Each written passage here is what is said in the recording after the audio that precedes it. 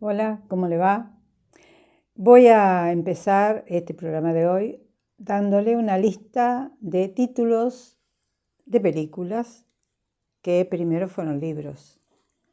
La Casa del Ángel, La Caída, Fin de Fiesta, La Mano en la Trampa, El Incendio y las Vísperas, Rojo sobre Rojo y Escándalos y Soledades. A ver, ¿se acuerda que hace unas semanas hablamos sobre las escritoras o 3 escritoras argentinas olvidadas que en su momento tuvieron un éxito enorme? Y por esas cosas de que quizá los argentinos no sabemos apreciar lo que fue quedando en el camino y no lo traemos a colación con la frecuencia con que se merecerían algunas figuras, las hemos dejado pasar. Y aquellas mujeres, esas 3 escritoras que yo le mencioné hace un tiempo, Martha Lynch, Beatriz Guido y Silvina Bullrich, han quedado en el olvido. No sé si alguna vez se las va a rescatar. ¿Por qué razón? No sé. Debe ser cierta indolencia o cierta desidia o cierta indiferencia que tenemos los argentinos hacia quienes en su momento nos dieron tanto. Bueno, esta lista que yo le acabo de dar es la lista de las películas que sobre libros de Beatriz Guido hiciera en su momento el gran Leopoldo Torre Nilsson, que fue su esposo en la vida real además. Bueno, a ver, más que tomar el lado político en sí, puntualmente analizarlo, escudriñarlo, puntualizarlo de una manera tan incisiva como hizo Martha Lynch, Beatriz Guido tomó los momentos históricos que estaba viviendo, sobre todo en cuanto a la política, pero sin hacer referencia a el gobierno de turno para nada. Ella ubicó sus criaturas dentro de esos momentos. Y sobre todo criaturas que por un lado eran bastante ingenuas, como ella quizá era también así. Yo la conocí personalmente acá en Córdoba en una entrevista que le hicimos cuando vino en la época de Alfonsín, cuando ella había sido designada como embajadora cultural en España. Pero ya no era la Beatriz Guido que nosotros habíamos conocido a través de sus libros y de sus reportajes, tan vivaz, tan alegre, tan inteligente. Beatriz Guido, hija de Ángel Guido, uno de los constructores o arquitectos del gran monumento a la bandera en Rosario, se crió en Europa, tuvo una muy buena preparación cultural, basamento cultural muy importante, empezó a escribir muy joven y después llegó a la Argentina y aquí se introdujo en el mundo del cine a través de sus guiones y a través de su relación con Leopoldo Torre Nilsson. E hicieron éxitos notables. Fíjese que en ese momento el cine argentino estaba como copiando a la Nouvelle Vague francesa. Entonces el cine de Leopoldo Torre Nilsson tuvo una impronta muy especial, muy distante, muy intelectual, si usted quiere llamarla de esa manera.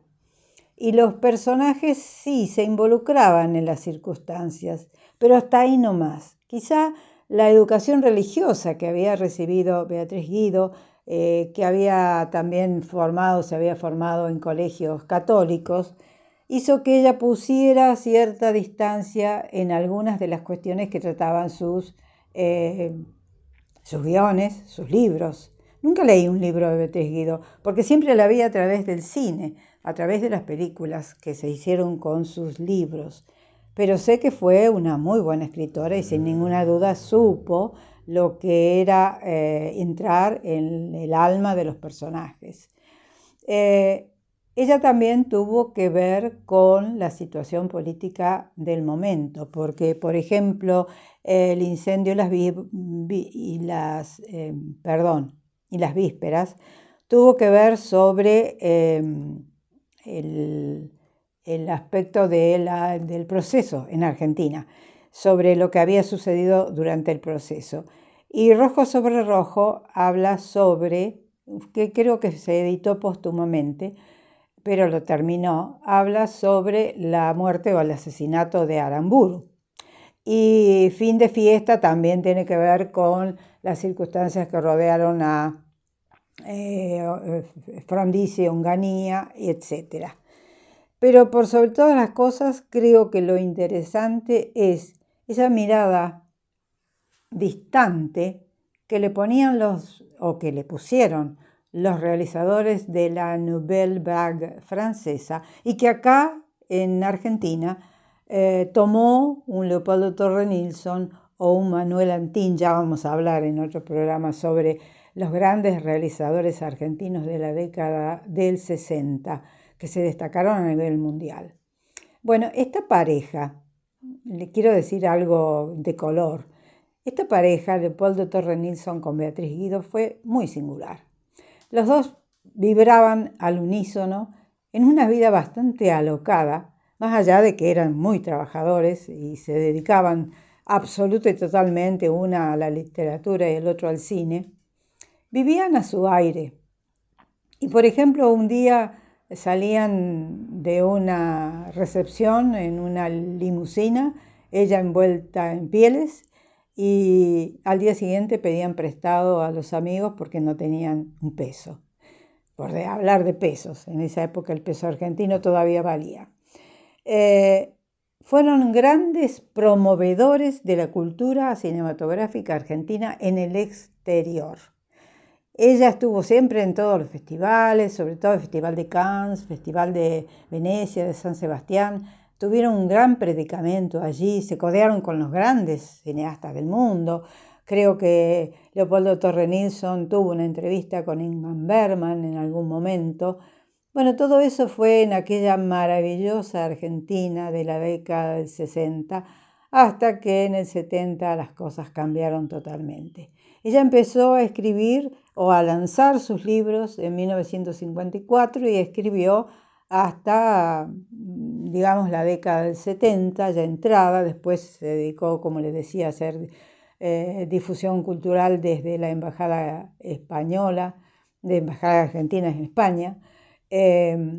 Fue designada por el presidente Alfonsín para hacer ese trabajo, esa tarea de difusión desde allá, desde España, y fue una gran anfitriona, muy especial, muy alocada, muy díscola en algunas cosas,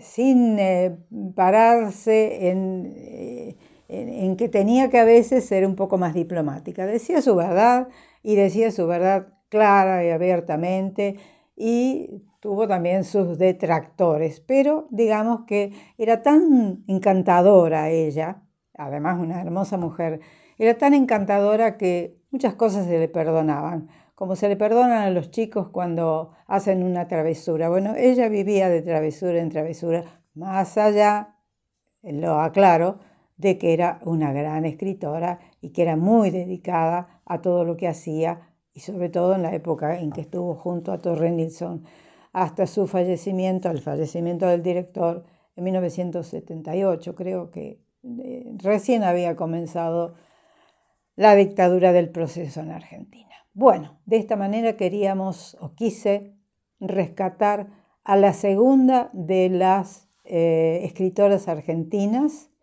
que figuran en el libro Las Olvidadas de Cristina Mucci. En cualquier momento volvemos para hablarles sobre la tercera, que fue Silvina Bullrich. Y bueno, así vamos a dar un final a estas tres escritoras argentinas que han quedado en el camino, junto a una Sara Gallardo, por ejemplo, que fue muy grande, muy importante.